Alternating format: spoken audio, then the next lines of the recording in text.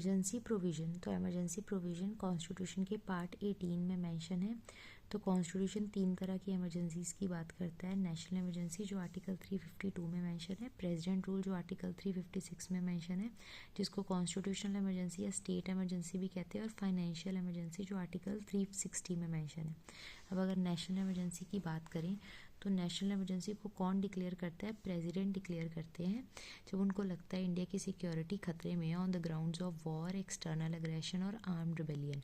अब जो ये आर्म्ड रिबेलियन वर्ड है, ये इसकी जगह पहले इंटरनल डिस्टर्बेंस होता था ग्राउंड, लेकिन हमने 44th कॉन्स्टिट्यूशनल अमेंडमेंट 1978 से ये चेंज करके इंटरनल डिस्टर्बेंस की जगह आर्म्ड रिबेलियन का ग्राउंड लिया है।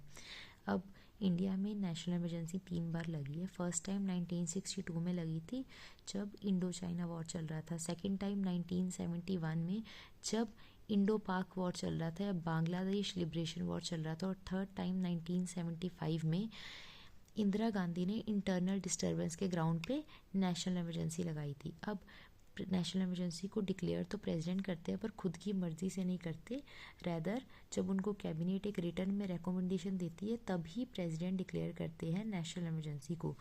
अब जब नेशनल इमरजेंसी को डिक्लेयर जिस दिन कर देते हैं उसी दिन से ये इम्प्लीमेंट हो जाती है। मतलब कि जो स्टेट है वो वीक हो जाता है और सेंटर है वो मेन अथॉरिटी हो जाती है, स्टेट सेंटर के अंडर आ जाता है। और सेंट्रल गवर्नमेंट चाहे तो वो स्टेट लिस्ट के सब्जेक्ट पे भी कानून बना सकती है, लॉ बना सकती है। मतलब कि जो सेंटर है वो ज़्यादा पावरफुल हो चुका है।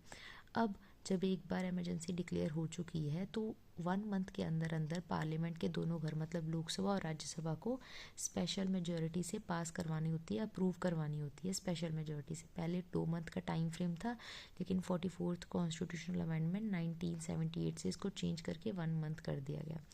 अब एक बार जब इमरजेंसी लग जाए वो 6 मंथ तक रहती है, 6 मंथ के बाद ख़त्म हो जाती है। अब 6 मंथ के बाद अगर लग रहा है अभी भी सिचुएशन सही नहीं हुई है तो उसको एक्सटेंड कर सकते हैं 6 मंथ के लिए, और एक्सटेंड कर सकते हैं। मतलब एक बार में 6 मंथ एट अ टाइम लगेगी।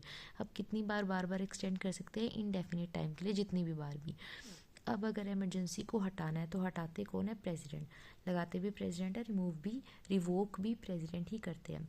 लेकिन जब हमने इमरजेंसी को लगाना था तो हमें दोनों घरों की स्पेशल मेजॉरिटी चाहिए थी, लेकिन हटाने के लिए सिर्फ और सिर्फ लोकसभा को रेजोल्यूशन पास करना होता है सिंपल मेजॉरिटी से। अब क्या करना होता है? लोकसभा में जितने भी मेंबर हैं उसके 1/10 मेंबर्स को रिटर्न में एक नोटिस देना होता है स्पीकर को। जब लोकसभा सेशन में है तो स्पीकर को, अगर सेशन में नहीं है हाउस तो प्रेसिडेंट को। तो स्पीकर या प्रेसिडेंट क्या करेंगे? 14 डेज के अंदर अंदर एक स्पेशल सिटिंग बिठाएंगे जिसमें लोकसभा को ये रेजोल्यूशन, कौन सा रेजोल्यूशन की इमरजेंसी हटा रहे हैं, इसको पास करना है सिंपल मेजॉरिटी से। जब पास कर देंगे तो इमरजेंसी हट जाएगी। अब जब इमरजेंसी लगी होती है हमारे सारे फंडामेंटल राइट्स सस्पेंड कर दिए जाते हैं एक्सेप्ट आर्टिकल 20 और 21, क्योंकि जीने का अधिकार तो नहीं छीन सकते। अब आर्टिकल 19 नहीं सस्पेंड होता जब आर्म रिबेलियन के ग्राउंड पे इमरजेंसी लगी होती। अब अगर मैं बात करूँ नेक्स्ट इमरजेंसी की, जिसको प्रेसिडेंट रूल कहते हैं, आर्टिकल 356, तो 352 नेशनल इमरजेंसी है, जब उसमें 4+ कर देंगे 356 वो प्रेसिडेंट रूल या कॉन्स्टिट्यूशनल इमरजेंसी या स्टेट इमरजेंसी। अब 356 में 4+ कर देंगे 360 फाइनेंशियल इमरजेंसी। अब 356 है प्रेसिडेंट रूल। तो जब किसी भी स्टेट की सरकार जो उसका एडमिनिस्ट्रेशन है या कानून है वो कॉन्स्टिट्यूशन के अकॉर्डिंग काम नहीं करता है, जब कोई स्टेट की गवर्नमेंट कॉन्स्टिट्यूशन के अकॉर्डिंग काम नहीं करती है तो क्या करते हैं? प्रेसिडेंट वहाँ पर प्रेसिडेंट रूल डिक्लेयर कर देते हैं। ये गवर्नर अगर प्रेसिडेंट को रिपोर्ट बना के देते हैं, जो गवर्नर है जिस भी स्टेट के हैं वो स्टेट कॉन्स्टिट्यूशन के अकॉर्डिंग काम नहीं कर रहा है, सरकार बिल्कुल ही ख़त्म हो चुकी है, बहुत ही गलत काम कर रही है, तो फिर प्रेसिडेंट उस स्टेट में क्या लगा देते हैं? प्रेसिडेंट रूल लगा देते हैं, कॉन्स्टिट्यूशनल इमरजेंसी लगा देते हैं। अब अगर एक बार इमरजेंसी लगा दी है, जिस दिन लगा दी है उसी दिन इम्प्लीमेंट हो जाएगी, लेकिन पार्लियामेंट को, लोकसभा और राज्यसभा को 2 मंथ के अंदर अंदर सिंपल मेजॉरिटी से उसको पास करना पड़ेगा। अब जब प्रेसिडेंट रूल लग जाता है एक बार तो 6 मंथ के लिए रहता है, 6 मंथ के बाद दोबारा से 6 मंथ के लिए एक्सटेंड कर सकते हैं, लेकिन इसमें एक मैक्सिमम लिमिट है, मैक्सिमम 3 साल तक ही ऐसा कर सकते हैं, उससे ज़्यादा नहीं कर सकते।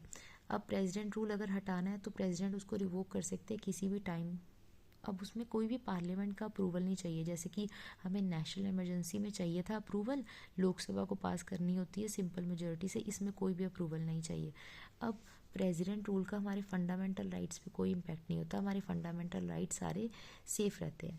अब अगर मैं फाइनेंशियल इमरजेंसी की बात करूँ तो वो आर्टिकल 360 में मेंशन है। अब जो हमारी नेशनल इमरजेंसी थी वो पूरे इंडिया पे भी लग सकती है, कुछ पार्ट छोड़ भी सकते हैं प्रेसिडेंट। अगर मैं इसकी बात करूँ प्रेसिडेंट रूल की, तो वो पर्टिकुलर स्टेट पे लगती है। अगर फाइनेंशियल इमरजेंसी की बात करी जाए तो वो पूरे इंडिया में भी लग सकती है, इंडिया के कुछ पार्ट में भी अप्लाई कर सकती है। तो प्रेसिडेंट डिक्लेयर करते हैं फाइनेंशियल इमरजेंसी जब उनको लगता है इंडिया में फाइनेंशियल इंस्टेबिलिटी है या कोई इकोनॉमिकल इंस्टेबिलिटी है, तो फाइनेंशियल इमरजेंसी डिक्लेयर कर देते हैं आर्टिकल 360 के अंडर। अब फाइनेंशियल इमरजेंसी डिक्लेयर करने के बाद पार्लियामेंट के दोनों घरों को 2 मंथ के अंदर अंदर अप्रूव करवानी होती है सिंपल मेजॉरिटी से। अब अगर एक बार डिक्लेयर कर दिए 6 मंथ तक रहती है फाइनेंशियल इमरजेंसी, 6 मंथ के बाद दोबारा से 6 मंथ के लिए पास करवा सकते हो, ऐसा इनडेफिनेट टाइम के लिए कर सकते हो जैसे कि नेशनल इमरजेंसी में था। कोई लिमिट नहीं है, मैक्सिमम लिमिट। अब अगर हटानी है, रिवोक करनी है तो हटाते भी प्रेसिडेंट है, कोई भी पार्लियामेंट का अप्रूवल नहीं चाहिए, अपनी मर्जी से जब उनको लगता है सिचुएशन फाइनेंशियली स्टेबल है तो हटा देते हैं। अब इंडिया में कभी भी फाइनेंशियल इमरजेंसी आज तक नहीं लगी है। हमारे यहाँ एक फाइनेंशियल क्राइसिस जरूर हुआ था जिसको कहते हैं इकोनॉमिक क्राइसिस ऑफ 1991।